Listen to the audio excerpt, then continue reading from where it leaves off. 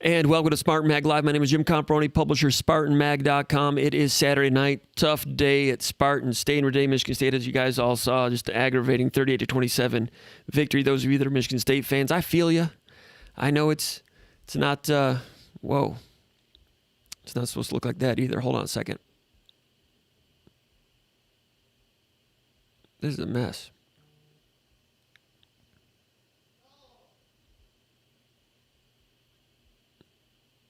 Nope.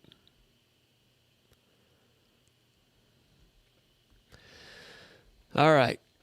Drippy's here. Hey, Detroit Spartan is here. Fist bump. Appreciate you guys. I'm trying to change this around a little bit. I've got to be honest with you. You're not supposed to see all that mess that's coming up. If I go to this, you shouldn't see all of that. You should not see all that garbage that's coming up. During rehearsal, I promise you, all that stuff was not up there. We might just have to go do it like this. Appreciate everybody checking in. I know it's a tough day. The good news is that there was college football. And driving over to East Lansing, Michigan, driving over to Spartan Stadium, I was happy to see that there were leaves on the trees still after a little bit of rain and wind the night before. But I was missing all my people. There were no fans, obviously, and it was strange, but the weather was nice. And it was nice to get up in the press box and look over and see all the greenery, the foliage out toward Meridian Township and back toward the Capitol. If you've been up in the press box during football season or up in the third level, which you all have, it's just nice to have that back because not long ago we weren't sure if we were ever going to have that again at least this season. So football was good, but it's not a Disney movie like I always say. It's not, can't guarantee happy endings. And it certainly was not a happy ending for Michigan State today. And hopefully we can laugh at it a little bit. I know no one wants to just yet, but hopefully we can laugh at it a little bit and realize that we were fortunate to watch some football today. Now, the outcome was terrible, and I just was talking with Konendijk about it. And my opening, I'm going to go with, we got a caller here. We'll go to Nils Deco right now. He wants to get on the horn. Call from Nils Deco. Okay. I've sent the caller to voicemail. Goodbye. We were supposed to have Nils there. Nils, give us a call back. Again, that also worked well in rehearsal, but it did not work well tonight. I'm not sure why that call did not come through. Anyway, hopefully we'll get better at this as we go. Apologize to Nils. Nils, give me a call back. Anyway, my point that I made, the opening point with the VCast that you'll probably see if you touch on that. I'm sure everybody feels terrible about this, and you should. It was a bad form of football in a lot of ways. But the bad feelings that you're having is because you're a Michigan State fan. Well, I know how it is, and there's been tough times, gut punches over the years, and you've all experienced them, whether it was with Muddy Waters or even before that, Bobby Williams, John L. Smith. Call see if it works this time. It's Nils. To accept, press 1. To send a voicemail, press 2. I think we got him this time. Nils, welcome to the show. You doing all right, man? Oh, we're doing fantastic. All right, let me finish. This is Amy from the message board. I'll finish my point, and I made this point with the VCast also, is that all the problems that Michigan State fans are having with this loss, and deservedly so, this one hurt, but you can't let your past scars and scabs from the Muddy Waters era and the John L. Smith era and the Bobby Williams era, those all come up today and it hurts. But that's not Mel Tucker's problem. It is his problem because that's his fan base. But his situation is you cannot emphasize ball security any more than he's been emphasizing it. And you go out there and Jaden Reed, who had a good game, coughs it up twice. Jalen Naylor fumbles a punt. That part of it becomes contagious. Jordan Simmons, freshman, has a good game, fumbles to end the first drive of the second half. We all know you can't coach against those type of turnovers. You can't coach any better for ball security than he's been attempting to. So he's task-oriented. All those cliches he uses about staying neutral, all those things, he'll be putting those to work, and they'll have a tough game coming up against Michigan, who's playing physical on offense right now. But all the problems of the past that are causing a lot of your pain today, just remember he didn't cause it. So it's one game with him, but there were some loose screws today that were concerning. Nils Deco, let's hear what you have to say. How you doing, Nils? I'm good. I just, it's one of those things where you have so much anxiety and stress over, since March, and we don't have a football season for the first 8 weeks, and we get this today, and I think that's why we're seeing all the negative overtones on the board tonight. I mean, we're all going to overreact on this deal. It is what it is. We've been waiting for this. No fans in there. There's no juice in that stadium. I mean, it looked like, it was a glorified scrimmage, and, it seems to me it's going to be a hard thing to overcome throughout the season when you don't have any, you don't have any fans in there. It's just going to be a hard deal for us, especially, I think. Well, how are you dealing with it personally, Nils? I know. Well, I'm fine. I mean, I'm just, it's going to be a long year. I mean, we've come to that realization. 1-9, 2-8. We're going to be fortunate to get to that. Whatever. I mean, we played 9 games, whatever it may be. I mean, Iowa doesn't. Iowa looks like a team that we can compete with in Maryland at this junction, and Indiana probably looks a lot better than they've ever looked after what they did to Penn State today. But they really didn't play that well offensively against Penn State. So I mean, they lucked into win, but I don't see us being able to beat them. So it's going to be one of those long years. Tucker's going to have to get his own players in there because, as you can see, we don't have any guards that could. I mean, they couldn't block number 93 and 50 all day. I mean, Rutgers dominated the interior today. I mean, we had a hard time. That was the biggest problem. The turnovers, that's just kind of a twilight zone. That stuff kind of comes and goes. The problem is Michigan State could not run the ball again.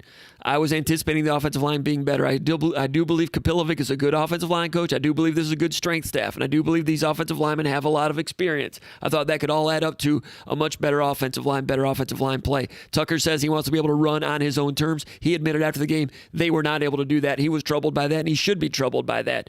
And Buter today was having a lot of trouble to him for, and you're exactly right. Offensive guards, not pretty right now, and that is more than a 5-day fix. It's going to be, I think, a year-long deal. I mean, they've got to get their own guys in there. The offensive linemen that the previous staff recruited are not up to par. Kevin Jarvis at one time was going to look like he'd be a plus player, but I think he's more of a right guard than a right tackle. So you've got your best offensive lineman probably playing out of place. Matt Allen was in over his head today. I mean, he I'll stop you. 2 or 3 times. I'll stop you right there. Jarvis, there was the one 4th down stoppage, and I thought Jarvis, I just watched it once, and in my notes I had Jarvis did not finish his block on that. Usually my notes are pretty accurate the first time I say it. I like to go back and watch it again, but Jarvis at tackle, maybe not his best position, but they need him there. What did you see with Matt Allen? And by the way, Nils Deco, he's the publisher of Texas Top 100, formerly of, what was that station in Austin? The Horn, what was it called? Yeah, 1049 The Horn. 1049 The Horn. His name is Amy on the message board at SpartanMag.com. He's an astute Michigan State observer. He knows his sports, too. What did you see with Matt Allen today? Matt Allen was in over his head. I mean, they had that. Matt Millen talked about it throughout the whole game where he called it the Joe Green, cocked defensive tackle, which was really started by George Perlis, back in 71 or 72. Yeah, the way they angle the defensive tackles. And I was talking to Perlis about that once upon a time. They did that when they were getting ready to play the Buffalo Bills to take on O.J. Simpson. And Perlis said when he tilted the defensive tackle, Perlis called that a stunt. Now later on, you had the twists that came with it and the loops, and those became known as stunts. But originally, the originator of it, George Perlis on the stunt 4-3, the tilting of the defensive tackles was what Perlis called a stunt initially. Just a little trivia there for you. But Matt Allen couldn't get to that guy all day. Well, I wonder. Now remember, I wonder. I didn't see when Schiano was defensive coordinator at Ohio State 2 years ago. They never did that with defensive tackles, and Schiano did not coach last year.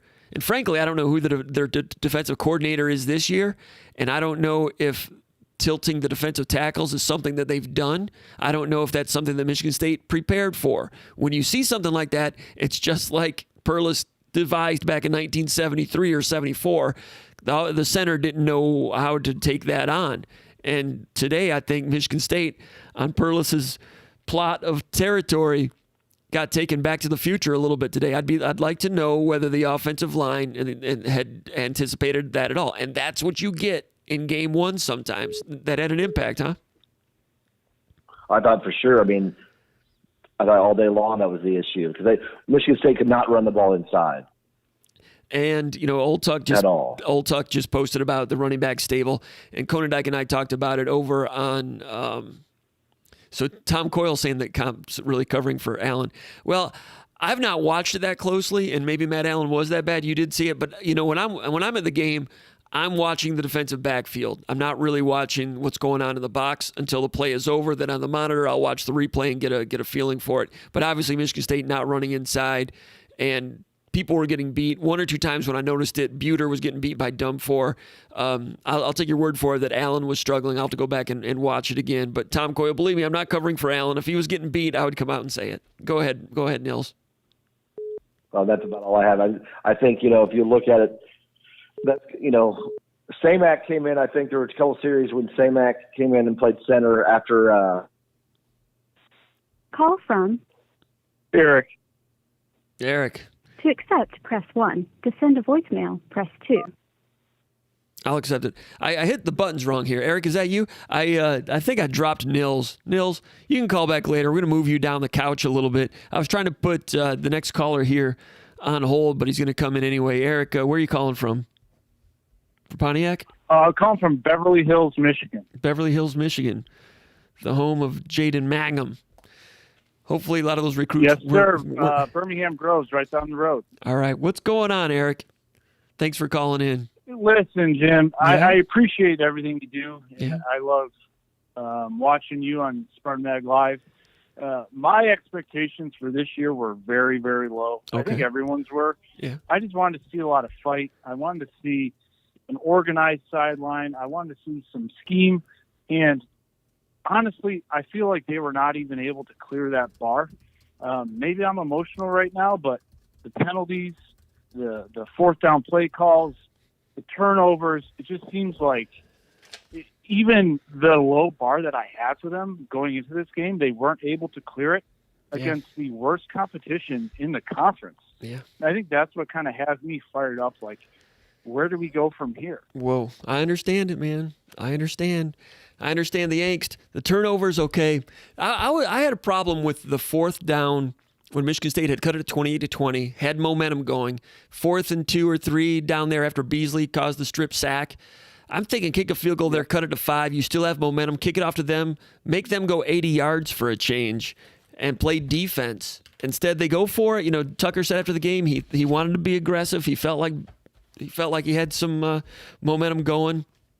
And they had gotten a touchdown, 50-yarder to Jaden Reed on a 4th and 1, 50-yard touchdown. So they go for it on 4th down again, being aggressive. Thought we could convert that. I understand that. Calculated risk. I'm not, the unknown is undefeated. We don't know what would have happened if they had kicked a field goal there. Maybe the kick would have missed. Maybe it would have gotten blocked and returned for a touchdown. But I thought I would have liked to have seen a field goal there, cut it to 28-23, kick it to them, and play defense. And instead, they lost all momentum right there. I thought that was the turning point of the game. That's a play call. I can understand that. So you're upset about the turnovers, the play. What else did you list? Because it's a long list today.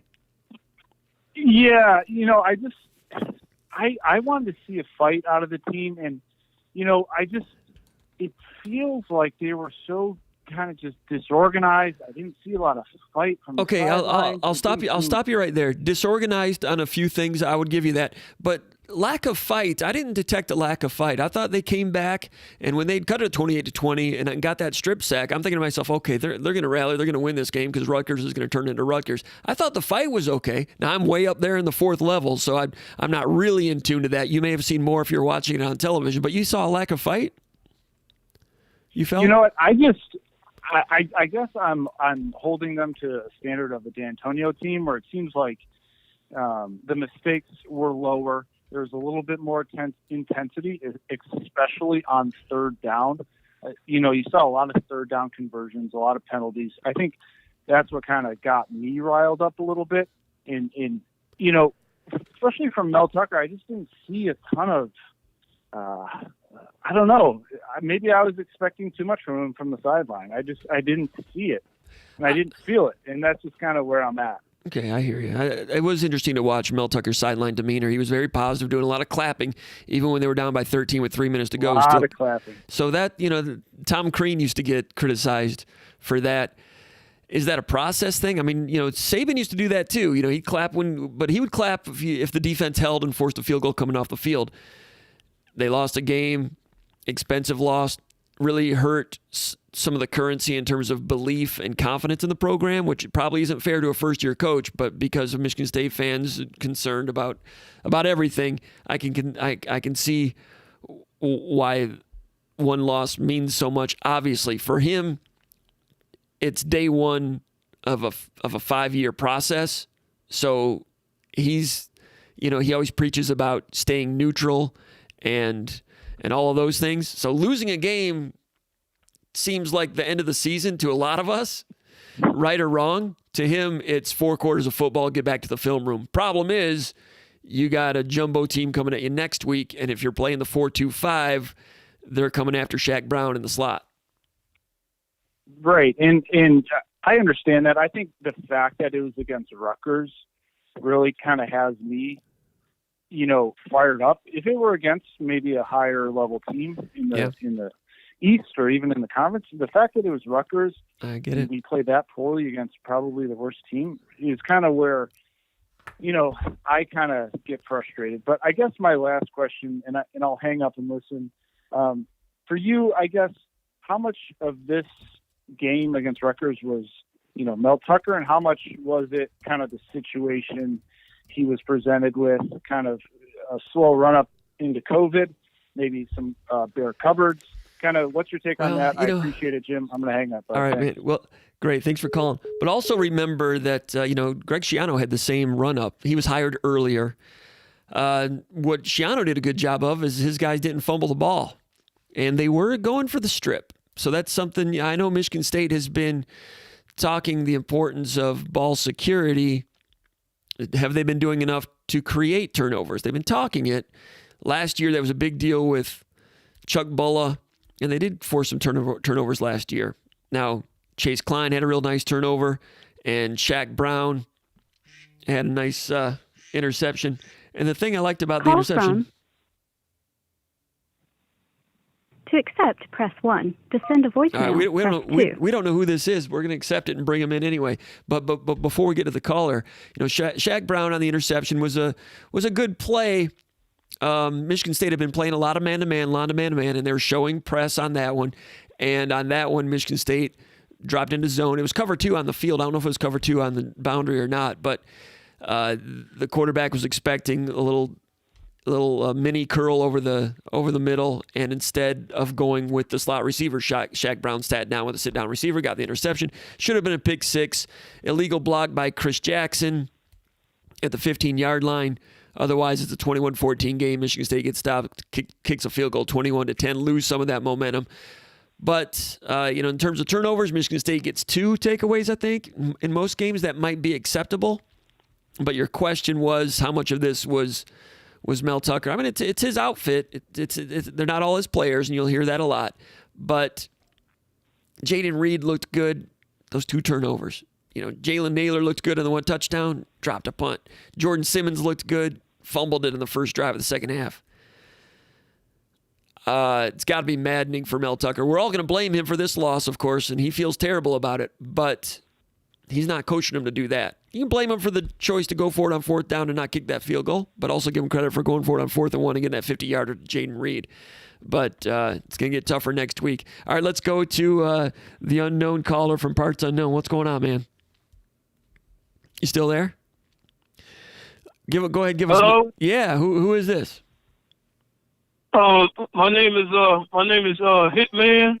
Yeah. 313 Hitman. I'm from Detroit, and I just want to speak on the game today. I thought Rocky, he thrown a good pass and everything, but ever since that one pass, everything went downhill for him, in my opinion. And then on top of that, what's even worse is that the 6 turnovers. It's like, I've never seen this under a D'Antonio-led team before. But even though I'm not going to be too hard on them, but those 6 turnovers really made the difference in this bad game.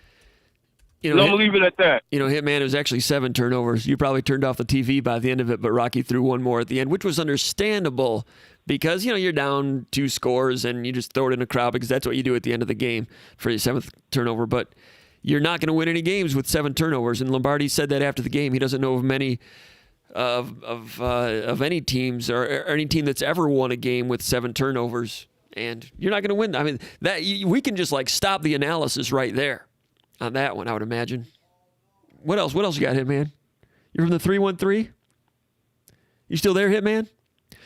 Hitman, appreciate you calling in. Yeah, I'm still, Hitman. I'm still here.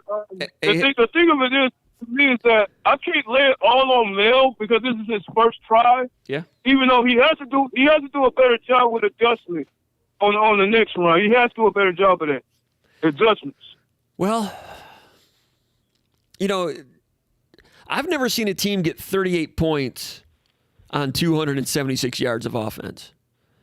Michigan State gave up 3 or 4 defensive plays, but when you look at 38 points and you go back and look and say, okay, where can you correct on defense? There was not a lot of leakage on defense. There was a couple, and they weren't type of leaks that we'd normally see in the past, but they did make some aggressive plays because they are more aggressive on defense. They're more varied. They were changing things up a lot, and sometimes they might get caught out of their gap. It happened one time on a 25-yard run on one of their touchdown drives, and only like 3 plays that I thought were kind of leaky, and that's not a lot. You're going to have 2 or 3 leaks a game unless you come away with one of those perfect games that happens once in a while when you have to beat a great opponent. But no, Rutgers, of course, was not a great opponent, but still, you're holding them to 276. So you're looking for adjustments or blame on defense. There's not a lot there. In the coverage, pass coverage was okay. The one touchdown that Trey Person gave up, slot corner fade, that's a good ball. Trey Person's not the biggest safety. Good ball, not bad defense, man-to-man, trailing them, threw it in the bucket. Touchdown. Problem was, that was another one of those drives that they started deep in their territory. I think it was Brad Fashenko or somebody posted that the average start for each drive for Rutgers was the 44-yard line. I mean, Rutgers had touchdown drives. This is how long some of those touchdown drives were. They had a touchdown drive of 1 yard, 23 yards, 26 yards. Got 21 points on drives of 1, 23, and 26 yards. It's just like giving them 21 points. Credit to them for finishing in the red zone. But even on the 1 yard drive, you might remember Michigan State made a play, and now can't remember who made a stop. I'd have to go back and look at my notes. But they got it to 3rd and 4, incompletion, and I think it was Shaq Brown that had a pass interference in the end zone on that one. Brand new set of downs, 1st and goal to 1, touchdown 14-0. You look at 276 yards, defense against a mediocre offense. Defense was not terrible, but they're trying to clean up those messes with all those turnovers. But Hitman, hey man, I loved what you did to Pepino Cuevas at Cobo Arena back in 1980, and when he knocked out Duran in Vegas. when you bounced Duran off the canvas, everybody forgets about that. They talk about Hearns. They talk about you. They talk about you against Leonard. They want to talk about you against Hagler. Nobody says, "Hey man, great job knocking out Duran, Hands of Stone, Roberto Duran." I just hope that we bring a little better game on next week. Even though it's a much better opponent, we got to do a little bit better next week. Quite a bit better. This week, I understand the rust and everything, but we got to come out. We got to come out much better than this next week. You're exactly right. And I wonder about the 4-2-5 we're going to see next week. Michigan State with a 4-2-5 today against kind of a tempo spread team didn't really cost them all that much. They contained the run. I mean, 1 or 2 runs got out, including that quarterback lead draw, which I thought was a great play by Rutgers with a quarterback keeper 24-yard touchdown. On that one, that exemplified the what you want to do on defense. What do you want to do in the slot? Do you want to leave it uncovered to defend against the run? But if you leave it uncovered, then people can just Baylor you to death. Baylor, slot, 17 completions to the slot because you leave the slot free release. Michigan State's got Shaq Brown over there covering up the slot. Michigan State moves with safety over there to get 3 over 2. It might have even been 3 versus 3. They motion a guy over there, but you're left with one safety, and the safety's over there. Now you run a quarterback lead draw, and there's nobody left. Touchdown, 24 yards. That touchdown does not happen against the D'Antonio Narduzzi defense at all. What would happen is they throw it out of the slot, so you got to pick your poison. If you can change it so that the defense doesn't know what you're doing and disguise it, and you do it with some great athletes, then you're playing. Then the game is coming to you. Michigan State's not there yet, but it's fascinating to watch that part of it against Michigan. You watch Michigan early in this game against Minnesota. Michigan came out with 2 tight ends, some jumbo stuff. If Michigan State wants to go 4-2-5 and leave Shaq Brown in the linebacker level, Michigan's going to load up and run right at that stuff. I assume next week Michigan State's going to have an old school 4-3 with 3 linebackers at their disposal sometimes. But if Michigan doesn't run much tempo, so it should give Michigan State a chance to change personnel with Michigan's personnel group. But Michigan can run quick tempo in a pinch if they want to. That's going to be an interesting chess match. Does Michigan State stick with the 4-2-5 if Michigan goes with 2 tight ends? Today, when Rutgers went with 2 tight ends, Michigan State took Shaq Brown out and put Michael Dowell in, which gives Michigan State about 25 extra pounds at that position. I thought that was an interesting tell, but that's still not quite having 3 linebackers out there. Anything else, Hitman? That's it. That's it, man. That's all I have to say. You do not, Hitman, you do not get enough credit for what you did in that against Duran, Manos Di Beira, and Roberto Duran, and you just bounced him off the canvas 2 times, 3 times, knocked him out second round. The Motor City Cobra. Thomas the Hitman. Hey, I know you've chimed in. You've chimed in over at SpartanMag Live before also. Appreciate that. You have a great night tonight. Hey, it's just football, and it's kind of fun to be mad about something that doesn't matter, isn't it? All right. All right. Thanks a lot, Hitman. There goes the Hitman. Appreciate the Hitman. Appreciate Nils calling in. Let's see what other questions we got here. But as far, when you get into the statistics, you look at Vedral, the quarterback for Rutgers, 18 out of 29, 169. You talk about managing a game. He had that quarterback draw for the touchdown there, but didn't have to do much else because of the problems that obviously we mentioned before. Jaden Reed, you got to like what he dribbles it off the canvas, off the field twice, but 11 catches, 128 yards. In a lot of ways, Michigan State's best player, but also just game-altering mistakes. Brad Fashenko just posted he thinks that Jordan Reed should get more carries. And, boy, he gave them an infusion of quickness when he went in there today, didn't he? And how about the recruiting job of bringing him in, going down to Georgia, getting him to commit early? There were a lot of schools that liked him. Michigan State got him and chased everybody off and managed to stay with him. And that's going to pay dividends for years to come. Now, on the flip side of that, Elijah Collins, Conan Dyke and I were just talking about this. I mean, he didn't start. Hayward starts. Hayward's first carry loses 5 yards. Kind of looked like the same Hayward. 2 plays later, sack, fumble at the 1 yard line, and Hayward kind of missed his pass protection on that one. Conan Dyke and I talked about that a little bit also. When you go back and look at that, it's a blitz, and I think they were sliding the protection to the right. There's a blitz coming from the left. Tight end to the left was Gillison, and he didn't block, he didn't pass protect anybody, and he went out on a pass route and just kind of quit. I don't want to say he quit, but he looked like he wasn't sure what he was supposed to do. On a third, I think it was third down, 3rd and long, back inside your own 10. I'm not sure Gillison was doing everything correctly. Usually a running back in pass protection is going to take the inside threat primarily first and let the outer guy, if you've got one unblocked guy, let it be the outer guy, and the quarterback has the outer guy. That's his hot guy. He knows that there's no blocker for that guy. So Rocky, I think, looked at a second read. I think that ball's got to come out. When it's a blitz, that ball's got to come out, throw it out of bounds, punt it. So I think Rocky held on to it too long, sack, fumble, 1 yard line. I'm not sure Gillison did the right thing, and Hayward kind of did a nomad block there a little bit. He was like neither nor. So all the way around, that was not good football in that one, and it cost him 7 points, even though the defense rallied and got him off the field on 3rd down, but pass interference. But Elijah Collins, okay, so Hayward starts. Elijah Collins comes in, And you saw right away Elijah Collins looked kind of tentative on that first carry. And he might have, and then he just didn't look as fast as he used to. I know he's only put on like 4 or 5 pounds. Last year he put on 8 pounds, played at about 215 and had an excellent year. Now he's 220.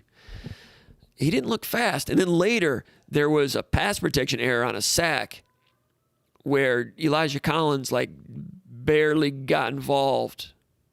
I was like, what's wrong with him? He looks like he's playing hurt. We asked Mel Tucker after the game, kind of what was going on. I think Chris Solari asked the question, what's going on with the running back situation. And Tucker, it's hard to say because Tucker's not going to come out and tell you, yeah, Elijah Collins is hurt. Some coaches might do that, but if he is banged up, they don't want people to know that because then people will take shots at it. He played like he was hurt. And Elijah Collins is a good guy with a lot of heart, proven player. That did not look like Elijah Collins.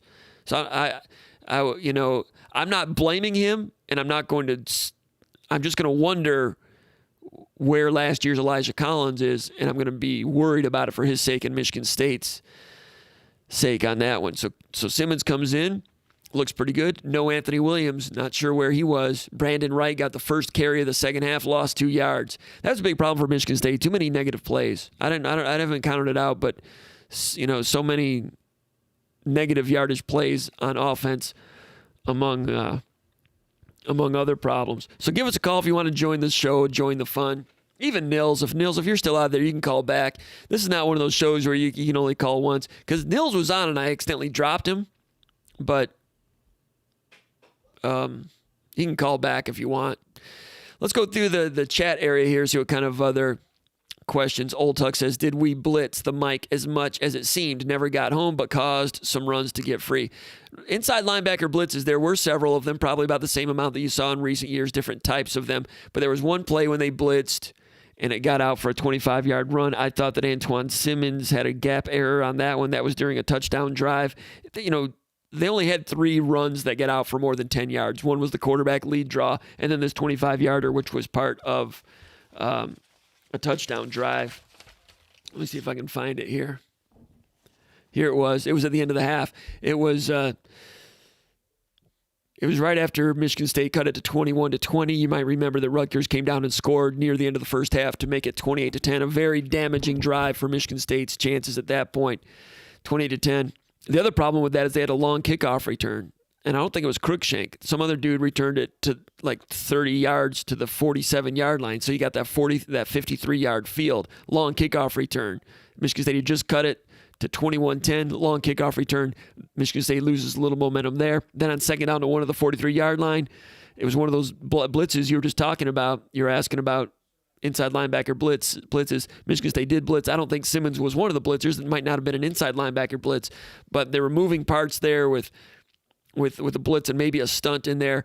And I only saw it once, and I saw a replay once, and I've not looked at it 3 or 4 times like you need to really get a good look at it. But Simmons, I know, did not get over to the B gap.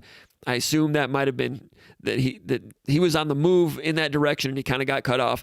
Daylight, 25 yards. They didn't have many of those leaky plays, but that one set up, put them down inside the 30-yard line, and a few plays later, it's second and goal, the 4-yard line, and Pacheco scores outside zone touchdown. So Michigan State didn't stiffen in the red zone defensively all that well. They give up 276 yards, but Michigan State's red zone defense was not good, did not keep them out of the end zone.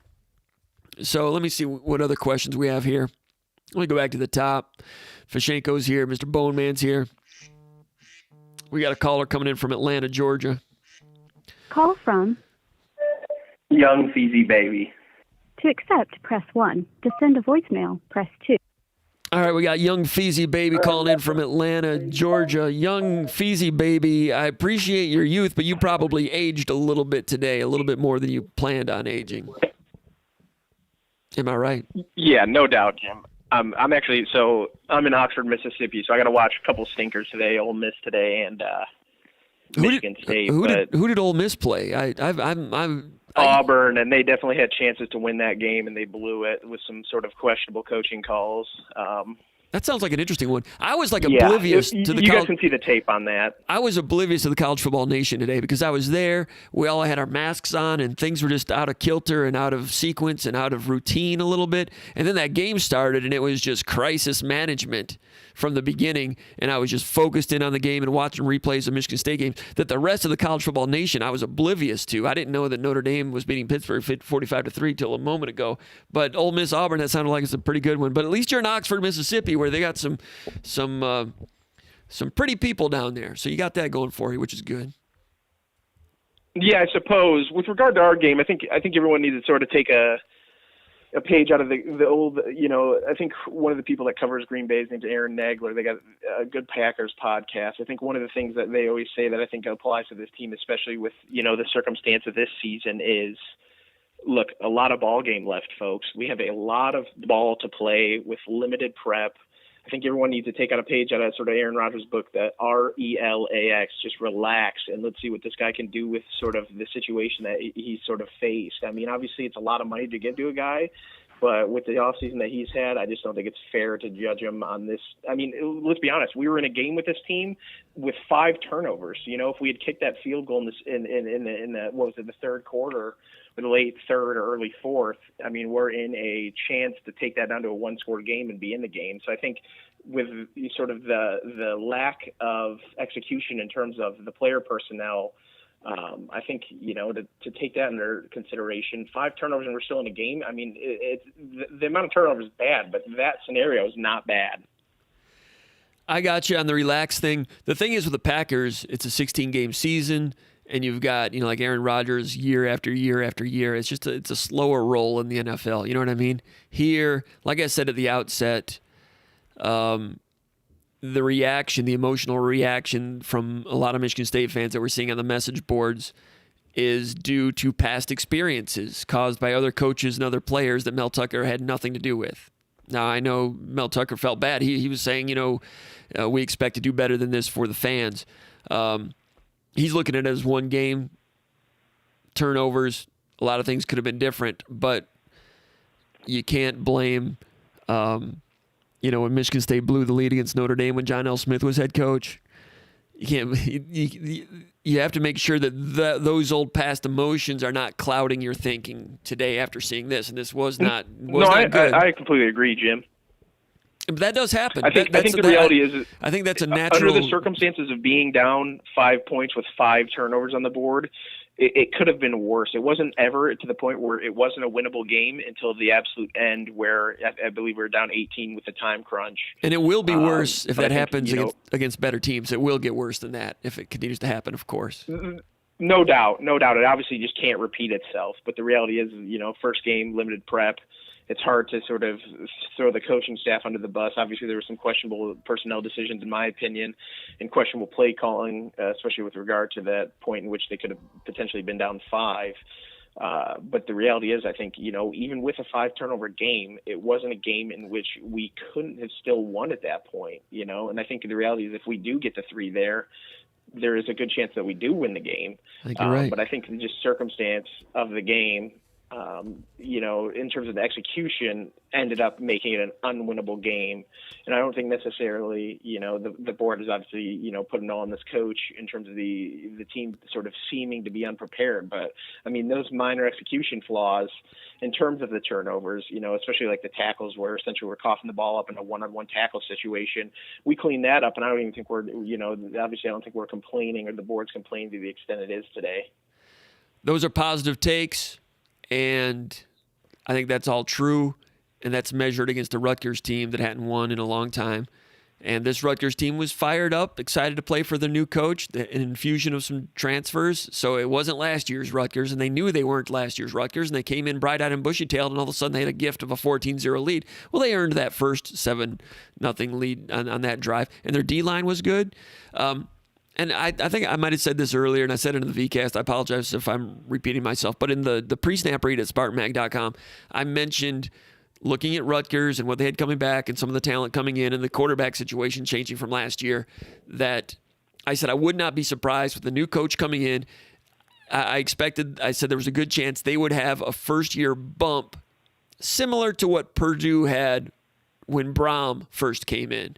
He inherited a mess, but right away, he just kind of, they tightened up some screws and got some people fired up and had a pretty nice, tight operation and played pretty well that year. I thought Rutgers could do that also. problem is you don't have any non-conference games. It's hard to collect wins when it's just a conference season if you're Rutgers. Rutgers' crossover games are against Purdue and Illinois. Now, Purdue beat Iowa today, but I don't know how good either of those teams are. But Rutgers, if they play like this, maybe they can win those 2 games and get 3 wins in the Big Ten. I don't know, 3 and 5. Then you're in a bowl game if they do have bowl games this year. I'm not saying Rutgers is good, but I'm not surprised they were better. Rutgers came out and just kind of minded their own business and said, okay, you got 60 minutes, prove you're better than us. And Michigan State couldn't prove it. Not today, anyway. Michigan State loses this game, and Michigan State only punted twice. I didn't even know that Bryce Behringer was the punter until the third quarter when he went into punt, because Michigan State was turning it over and going forward on downs. And I'm not surprised that he beat out the kid from UTEP that transferred in. But that is not bad. That is not bad. Yes, Naylor made a great play, but the quarterback steered him and allowed him to make a play. That was talent right there. That was not bad. 28-20, Michigan State's got momentum. Now Beasley's going to beat this guy around the edge, strip sack. Michigan State has all the momentum. Now this is where the turning point comes, the 4th down play. Michigan State decides to go for it instead of kicking a field goal. This is what we talked about earlier, and they got stopped. Rutgers goes down, kicks a field goal. I've not watched the rest of these things yet. I don't know where we are in this, 31-10. Now Naylor's going to drop one. We probably don't need to watch the rest of it. We know what happens from here. Anyway, I'm going to go through some of these chat questions, and then we will call it a day. I got some writing I need to do, I think.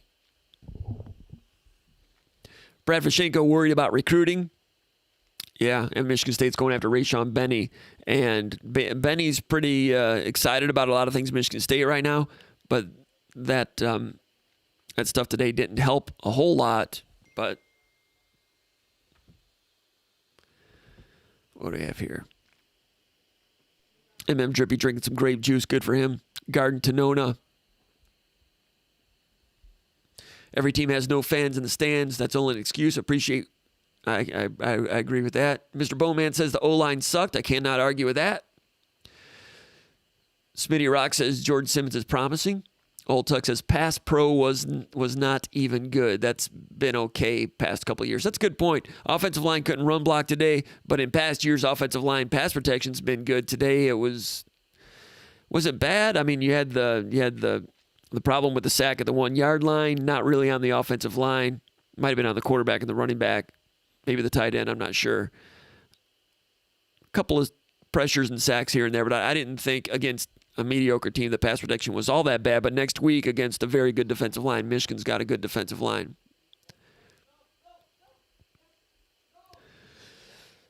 What are the questions here? Appreciate all the people that are posting here. I'm going through a lot of them. I heard Carrick got his lunch handed to him all day long, talking about Matt Carrick at right guards. The entire interior. Jacob Carrera saying, will we see Theo Day at some point next game? Good question. If Lombardi plays like that, I wouldn't think so. It'll be more difficult for Lombardi next week because Michigan's going to be better. And if they play like that, the margin's going to be worse. So it would give you a chance to go to the second string. I was watching pregame warmups today, and I was a long way away, and it was hard. And the tempo of pregame was pretty fast. Of the pregame, I was trying to figure out who the number 2 quarterback was, and I was never quite able to ascertain who the number 2 quarterback was. So would it be Day? Would it be Thorne? I don't know, but Thorne's got a high ceiling, could be pretty good someday. Day, good physical ability. Could be good someday, but I really doubt that either of them would be better than Rocky Lombardi was today. I mean, the coaches watch these guys in practice every day. They know more about it than we do. They certainly see the practices. Watching Lombardi like that today, it doesn't surprise me that he won the job. I'm not saying he's John Elway, but he's better than last year. Last year when Lombardi was in games, they're down 17 at Wisconsin and somewhere else. It was kind of tough weather. It's hard to go in when your team is done and everybody's kind of cashed their chips and you're supposed to go in and move the ball. So it's kind of understandable that Lombardi did not look good in any of his outings last year because every situation was a negative one. Sawing what we saw out of him last year when he didn't show any improvement, I thought that maybe he might not have. I'd heard he'd improved, but he actually showed more improvement than I expected in a lot of ways. I thought he was kind of a bright spot. I know a lot of people are going to blame it on the guy holding the ball. I understand that, but I think you can win with him if your other stuff has their crap together. But if your offensive line is like that and the run game is like that, regardless of turnovers, it's going to be tough to get that going. When you have negative situations like this, I don't think Lombardi's a guy that's going to rescue you. He's not going to rescue a situation and bring you back, Jeff Smoker style, Tony Banks style, even Kirk Cousins style. Did he have some comebacks? I think so. Maybe someday he'll be able to. I think he's a game manager. I think he's equipped to do that. And he made some passes today that we had not seen in the first 2 years. Drippy, Fashenko, Rutgers. Let's see. What do we have here? Gervin looked physically outmanned to me, Old Tuck says. Gervin, yeah, And when they replaced Gervin and Jackson for 2 series midway through the game, and Davion Williams gave up a play over the middle where he looked like he wasn't sure what he was supposed to do. Too much carrot, not enough stick, says Blong John. It's a very West Coast comment. Number 5, Michael Fletcher. He tried, but he got folded over quite a bit. His plate was full, says Old Tuck. I'll take your word for it on that. I've not gone back to watch what happened in the trenches yet. D. Penn says Rocky just not accurate enough, even on some completions. Really like our receivers this year. Rocky was inaccurate badly on 2 that I remember. There was one play where in the first half, Rutgers, you might remember, had 12 men on the field, or were they offside? Maybe 12 men on the field. Anyway, Michigan State had a free play. Jaden Reed running wide open, and Rocky missed him. I'm not saying Rocky's all the way there and that he's totally arrived. I'm not saying he ever will fully arrive. But even when he has a pretty good day against a mediocre type of defense like this, and this was a pretty good day for him, he's still going to have some bouts of situations like that. Easy for me to say. I've never been out there in front of an empty stadium trying to throw with everybody watching on TV with all those guys chasing after you.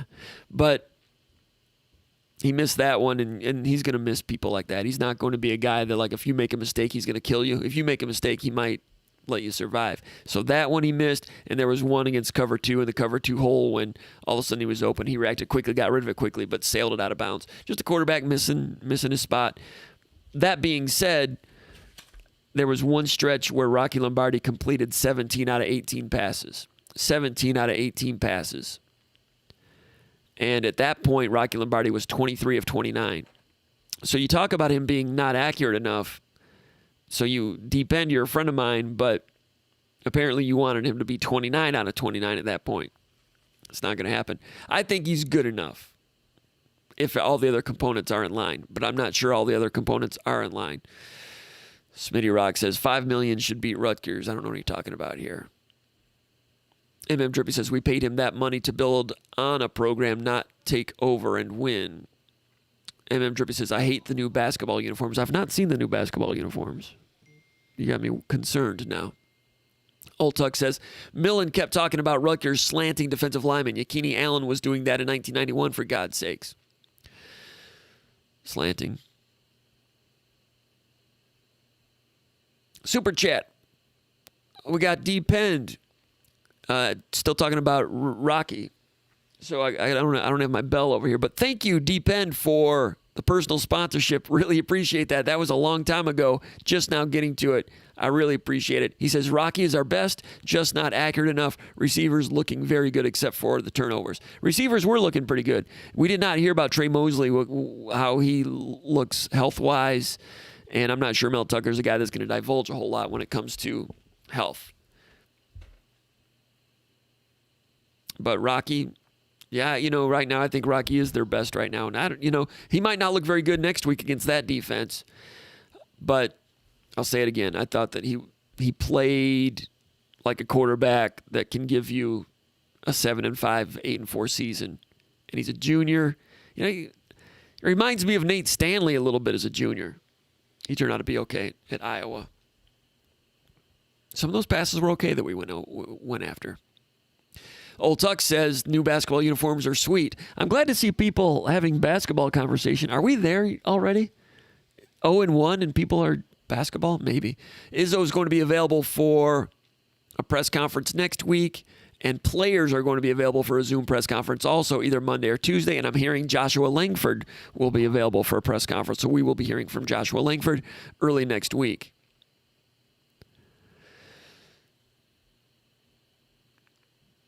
Still talking about basketball uniforms. I'm going to get through a few of these, and then we're going to run along. Big Will says, I'm not impressed with this offense at all. It looks like the same as last year, and they keep trying to run it when it's not working. Also, I thought the best players were going to start. That's getting to, why was Connor Hayward starting? Well, once Elijah Collins got in there and we saw that it wasn't the same Elijah Collins as last year, that made a little more sense. And Tucker said afterward that that's what it's been looking like in practice. If Elijah Collins has been dinged up, Tucker's probably not going to tell us. But Connor Hayward is limited. I agree with that. He's got some versatility, but he's not a 20 carry feature back, I don't think. But I feel your pain on that. In terms of the offense, Doors fan says Jay Johnson as offensive coordinator was an underwhelming hire. Missing on Marrow was a blow. Underwhelming hire, Jay Johnson, he's kind of like Brad Salem. He's kind of like Rutgers' offense. I mean, everybody's running that same pistol with some zone read ironed in and some gap stuff and RPOs and slants. Everybody runs the same offense pretty much. I mean, there's some people that have different sorts of bells and whistles, but there's not the wide degrees of varying philosophies and styles of play on offense today that there were 15 years ago. Because now, with the way the rules are and the tempo, everybody kind of agrees about the best way to attack the overhang defenders, and Michigan State's doing what most teams are doing. All right.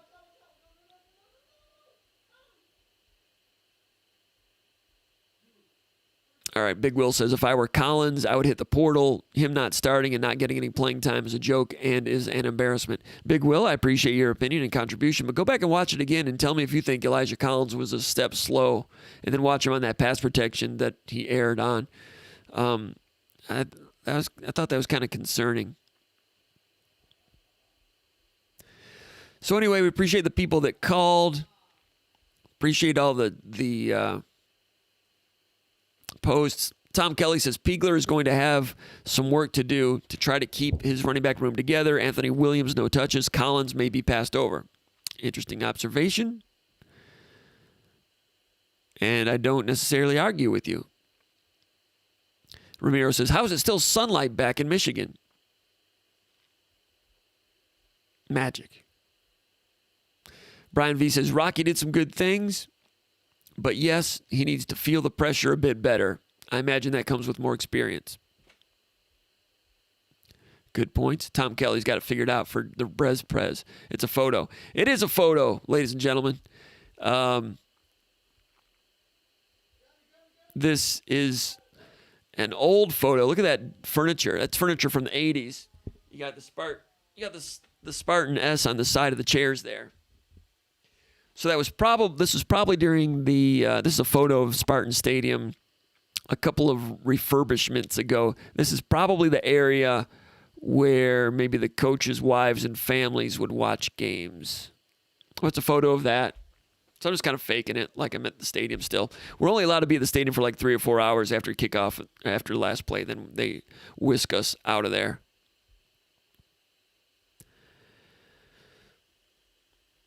But if you want to, well, I won't do that this time. Logan in the Lance's offensive line was brutal. And I think that's about it. But next time we do this, people, we're going to need some more callers. Appreciate the Hitman calling in. Appreciate young Feezy from Atlanta calling in. Nils from Texas calling in. Blong John says they're still recruiting their locker room. That's a good point. Mr. Bowman says, come on, Comp, Rutgers sucks and blow them up. We played like a big pile of poop, says Mr. Boneman. Boneman says, please don't do this to us, Comp.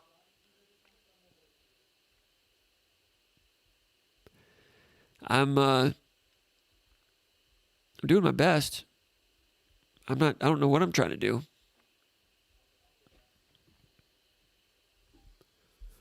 Smitty Rock says panic. I'm not panicking, but I understand the problems. Let's see here. Smitty Rock says 21 straight Big Ten losses. We were their slump buster. Tom Kelly, nice sponsorship for Halloween candy. Appreciate that, Tom Kelly. And thanks for posting your questions, Tom Kelly, and some astute observations. Thank you. Thanks a lot. Really appreciate that. Thank you. Smitty Rock, good point. 21 straight losses, Big Ten losses for Rutgers. That's ugly. Ugly, ugly. And Rutgers didn't do anything special. They just showed up and didn't beat themselves. They fumbled a punt return also. Michigan State forced that one, so Michigan State forced a fumble, whereas Michigan State's fumble return was just dribbled it. Rutgers had one interception, inside the 25-yard line, stiffened in the red zone, forced a field goal. And other than that, Rutgers did not make many big mistakes. Could have tackled a little bit better. They were good on the defensive line. And I said in the pre-snap read, the defensive front seven was going to be pretty good. And I said that defensive front seven versus Michigan State's run game was going to be a key matchup of intrigue. And it certainly was. And Michigan State lost that particular matchup, convincingly. You lose a matchup like that, you might not deserve to win, in addition to the turnovers. Let's go out to Rockford, Illinois. Call from James. To accept, press 1. To send a voicemail, press 2. Rockford, Illinois. Janks. What's your name? Giants. Giants? Hey, what's up, man? You in Michigan?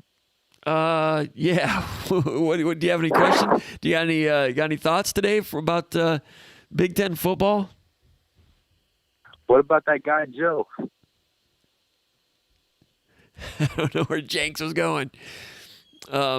Anyway, let's see here. Jared Starkey says, I thought they would be bad, but I didn't think this bad. Atrocious. Are there any positives? Jared, getting right to it. Positives. Jaden Reed when he's not fumbling. Matt Dotson came back semi-healthy and was all right. Positives. Jordan Simmons, maybe. A little bit. A couple of carries. Michigan State's defensive backfield wasn't bad coverage-wise, were they? Matt Coughlin did okay, but it's not a long list. Smitty Rock says this loss was business as usual. We paid to be elite, but you just can't lose at home to Rutgers, who hadn't won in 21 games. Can't argue with that. Mr. Boneman says, I'm so happy you season ticket holders didn't have to pay to watch this. I guess we're going in circles now. Dalton Tansel says, from what I saw today is how far we have fallen from where we were 5 years ago, Big Ten champions in 2015, and now we are nowhere near that level. You are correct, sir. Compared to 2015 team would have been able to run the ball today with Langford and some good offensive linemen. Wouldn't have been turning it over. Michigan State had 7 turnovers today. They didn't have 7 turnovers once in the entire D'Antonio era. Michigan State played defense differently, effectively today in some ways, but philosophically a lot different than what D'Antonio did. Not saying one is right or wrong, but you saw what D'Antonio built when he did it his way. And it drove a lot of people nuts a lot of times when Michigan State would give up 350 yards passing to get to Western Michigan and teams like that. But they stopped the run and stiffened in the red zone and won some games doing that. Not enough to please everybody. Michigan State lost some games, especially in the last 3 or 4 years. So even with that philosophy, once your talent turns down a little bit like Michigan State did in the last couple of years, it's hard to win with any philosophy. But certainly when you have talent like that, you can't beat yourself.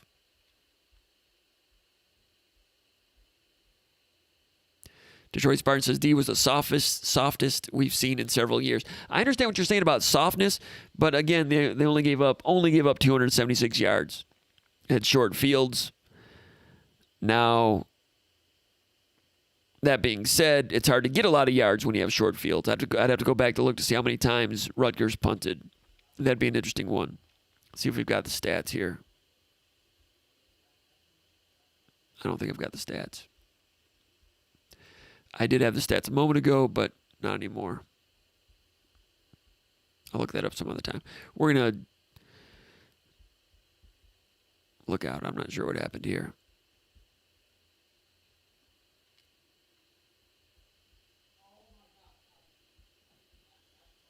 Yeah, that's a messy desktop. It was game day. I was saving a lot of files on the front. I lost all the other comments. Here's the comments. Yeah, soft defense. They're not going to hit as hard as they used to. They're more into sure tackling, but they are going to be more varied and trying to disguise more. And when that happens, there's going to be springing more leaks. Now, they might make more plays, which is kind of a John L. Smith. Who was the coordinator for Smith? The guy that came in from Desert Swarm with Arizona. Chris. I forgot his name. Anyway, you little live by the sword, die by the sword. We will see. We'll see. We will hold judgment on that one. But soft, that's one way to look at it.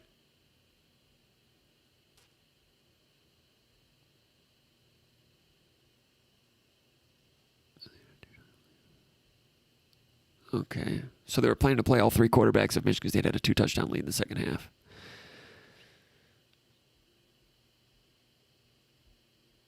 For those of you that are watching, if you can't see the comments, this is probably not the most thrilling radio you've ever watched or seen, but all right, Tom Kelly says, is every Belleville kid overrated?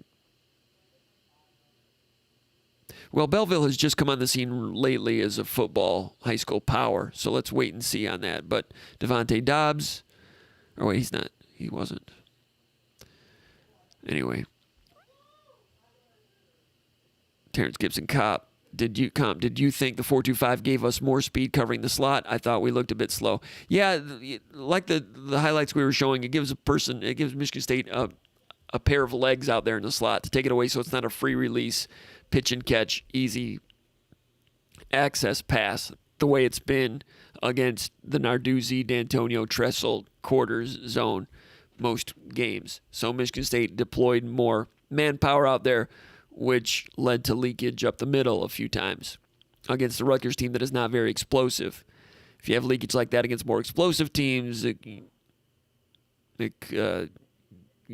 you're playing with matches, playing with fire there a little bit.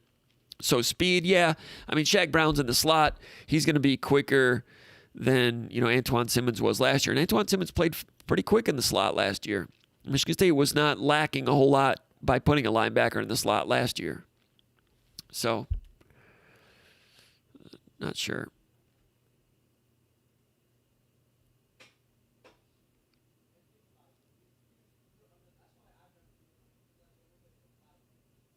All right. I think we're about done here. Appreciate everybody.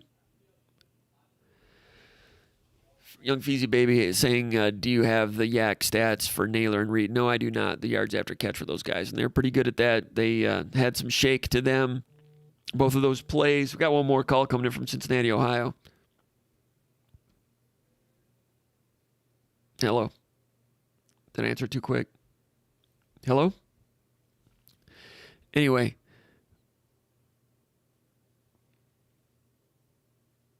Appreciate everybody chiming in. It is about 10 o'clock now. We're going to go ahead and sign off. I've got some riding to do if I can stay awake. All Michigan State fans, I feel for you. I know it's tough, but you're a Michigan State fan, and there's nothing you can do about it. There's nothing you can do about it. We'll see what happens next week. They'll get back at it. We'll see if Iowa gets any better. See what Michigan State can do with them. See what's going on with Northwestern, with Peyton Ramsey, see if they're any better. Just glad we've got a college football season this year, and we'll be keeping an eye on it. And you got to be hoping that there'll be some player development and they can get some of these screws tightened, because there were some loose screws today. Young Feezy Baby says, did I see Khabib? Khabib fought Gagey today, MMA, over in Asia, I think. And I lost I didn't hear any hype on that fight coming into the week. I remember when it was signed several weeks ago, a couple months ago, that it was like, wow, that's going to be a great fight. And it is, because those two are great. And I'd completely forgotten about it. And then I saw something with a press conference yesterday, and I'm like, oh, man, that's tomorrow? It got lost in the college football season and MLB playoffs and all these sports being funneled into the fall. And I don't know if they didn't do a real good job with media and interviews. I'm not sure, I used to listen to a little bit of the Jim Rome show, like 8 minutes at the beginning after the Stout show, until I'd just get sick of Rome because he'd just have all his noise effects and all those. I don't know what he's doing with that crap. But the Rome show's not on in Lansing anymore, and Rome used to talk MMA once in a while. So I'm sure that one of the, they probably did some interviews there to hype it on that show. I didn't hear there, and I didn't come through my buzz feed. I just never saw it. So whatever's going on there, it didn't pass through my eyeballs. I forgot about it. And then I was like, oh, man, so that's going on this weekend. I'm like, oh, I'll have to check that out and watch it after I get some work done on Saturday night. And then, boom, it comes through during the game that it was over. Khabib beat him second-round submission. And I was like, I didn't realize they were fighting over in Asia. They fought like at daytime or nighttime in Asia, which was daytime for us. Must have been really hard for them to sell pay-per-view. I saw prelims for it tonight. They're probably still trying to sell some pay-per-view for it, but the American audience must have been small on it, smaller than usual.